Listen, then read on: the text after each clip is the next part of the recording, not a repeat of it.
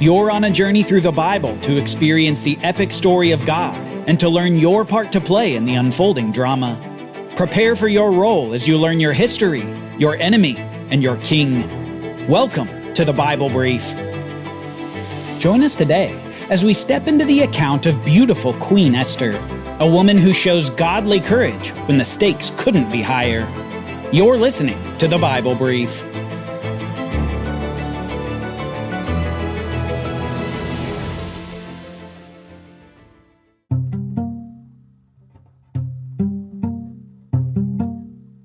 Just as Jeremiah had prophesied, after 70 years of exile from the land of Canaan, some of those exiles from the kingdom of Judah are allowed to return and rebuild the temple.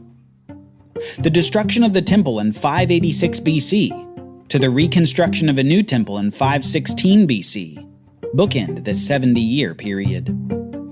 However, the return to the land is not the mass population return that we might expect. Instead, this return to the land is accomplished in waves. Wave 1 is focused on rebuilding the temple and was led by a man named Zerubbabel. Wave 2 is led by a man named Ezra, who encourages the people in a sort of religious revival and renewal of their commitment to God. They recommit to uphold the law of God that he had given the nation many years earlier when he'd led them out of their Egyptian slavery. Finally, Wave 3 is led by a man named Nehemiah, nearly 100 years after the first wave led by Zerubbabel. Now, Nehemiah's return in Wave 3 is notable because of something that we discussed in our last step. His return is concurrent with a decree issued by the Persian king Artaxerxes in the year 445 BC. The decree is to rebuild the city of Jerusalem. Remember in Step 6, Exile, we mentioned that a timeline was going to start when this decree went out. After the decree to rebuild Jerusalem is issued, there would be 483 years, and then the Messiah would be killed. It's here with Nehemiah in 445 BC that we can credibly start the timeline. In 483 lunar years, how the ancient Israelites counted time, we should expect to see the Messiah killed. Which lands us, not coincidentally, in about the year 32 or 33 AD. The clock has started, and the Messiah is coming. Many Jews have been allowed to return to the land, and in the coming centuries, we'll see empires rise and fall before the kingdom of God makes its advance on the world. Things seem to be looking up for the Jews during this time, but in the midst of these waves of returners, a villain lurks in the background. A villain who attempts total annihilation of all the Jews in Persia. This villain isn't around the city of Jerusalem, however.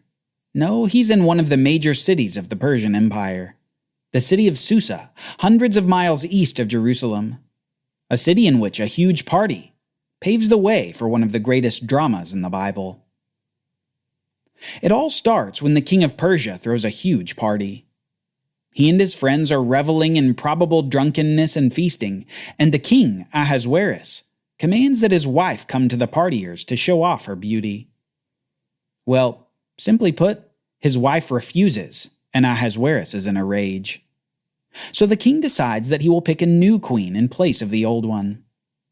Soon his advisors suggest a sort of Persia-wide beauty contest, where all the most beautiful women in the empire come to present themselves before the king. The king likes this idea, and commands for it to be done. Next we meet Esther, one of the beautiful exiles from the kingdom of Judah. She's encouraged by her uncle, who was something like her adopted father, to take part in this beauty contest, and yet he commands her to hide her Jewish identity. Esther enters the palace, and eventually she meets the king.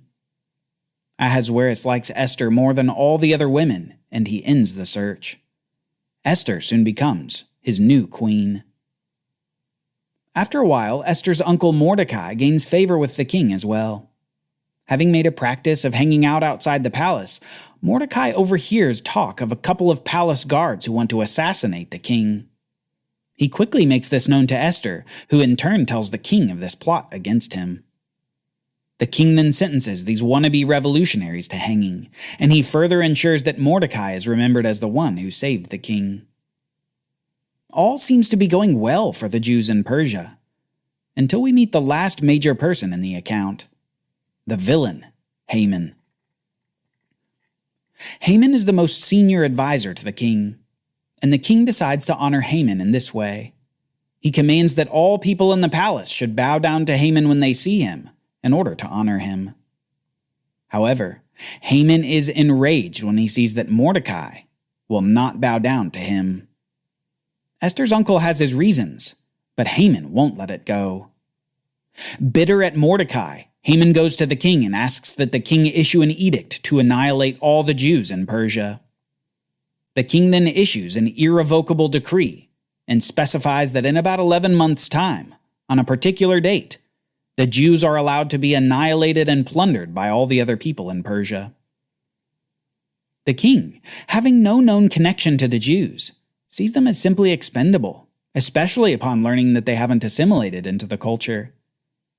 Haman takes advantage of his ignorance and launches this wicked plot. He'll get Mordecai, and he'll get all Mordecai's people too. Now, as you can imagine, when the news reaches the ears of the Jews, there's great sadness and fear, including for Esther and Mordecai. However, Mordecai thinks that Esther may be able to aid the Jews given her position as queen, so he asks her to appeal to Ahasuerus. Part of Persian law in those days stipulated that no one could come unsummoned into the king's presence, and to do so would risk death.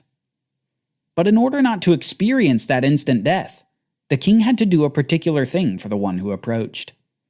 He had to hold up his royal scepter in approval of your presence in order for you to be spared death. So Esther, knowing that she will have to enter the king's presence unsummoned to plead for her people, begins praying. And after 3 days, she finally goes into the king's presence.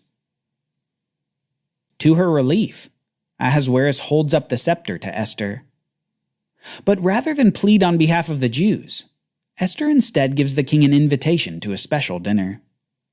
Which is kind of odd. You'd think that she would tell the king exactly what she wants. But apparently she has a strategy here, and part of that strategy is inviting Haman to the same dinner as well. So hours later at this dinner, out of apparent curiosity, Ahasuerus makes quite an offer. He says to Esther, "Whatever you ask will be given to you. Whatever you want, even to half of my kingdom, will be done." This is Esther's opportunity. So she says, "This is my petition and my request. May the king and Haman come to the banquet I will prepare for them. Tomorrow I will do what the king has asked." Esther doesn't take this opportunity. Instead, she just invites these two men to dinner again. Her strategy is apparently to capitalize on the mounting curiosity in the king. So once again the next evening, probably brimming with questions at this point, the king says, "Queen Esther, whatever you ask will be given to you. Whatever you seek, even to the half of my kingdom, will be done." It's this time that Esther replies directly. "If I have found favor with you, your majesty, and if the king is pleased, spare my life. This is my request, and spare my people. This is my desire. For my people and I have been sold to destruction, death, and annihilation." The king replied, "Who is this, and where is the one who would devise such a scheme?" And Esther deals a blow to the villain with these words, "The adversary and enemy is this evil Haman."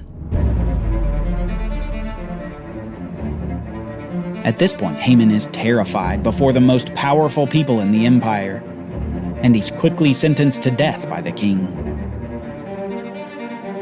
Esther and the king then invite Mordecai to join them, as Esther reveals her Jewish identity and her relationship to Mordecai. And soon they launch a plan. They decide to write another irrevocable edict, where on the same day that the Jews were to be slaughtered, that they may assemble and defend themselves against any who would attack them on that day. This was a great signal from the highest office in the land that Jews were not to be attacked. Instead, the Jews had been granted favor by the king. And many months later, the day finally comes. a day in which the Jews overpowered all those who tried to annihilate them. It was only by the courage of this young Jewess that the people were saved from destruction. The great holocaust of the Old Testament had been avoided, and Haman, the aspiring Hitler of the Old Testament, was hanged on the gallows. It's apparent through this story that God has had his hand in these events, and it's because of God's faithfulness to his promises. Despite the Israelite disobedience to God's law in the land of Canaan, God didn't forget his promises, especially those promises made to Abraham that he would become a great nation with many offspring in the land of Canaan, and that through one of his offspring, all the nations of the world would be blessed.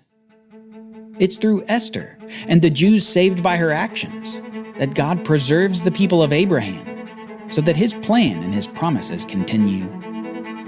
God remains faithful and his plans endure. And so, closing the Old Testament, we find that many people from the southern kingdom of Judah have been allowed to return to Canaan. They've recently escaped annihilation, and they're rebuilding the city of Jerusalem with a clock ticking. Despite this time of distress and difficulty, hope remains. The seed of Eve, the seed of Abraham, and the seed of David, the one who they've all been waiting for, will be coming, and coming soon.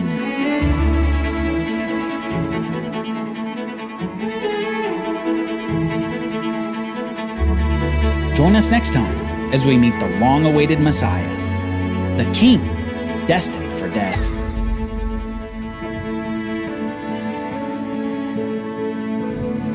For Bible readings, reflection questions, and quizzes, don't miss the Bible Brief app. Available on iOS and Android so you can go deeper into the story. The Bible Brief is a project of the Bible Literacy Foundation, a nonprofit dedicated to helping you learn the Bible. Give to support the Bible Brief by visiting BibleBrief.org or tap the Give link in the show notes.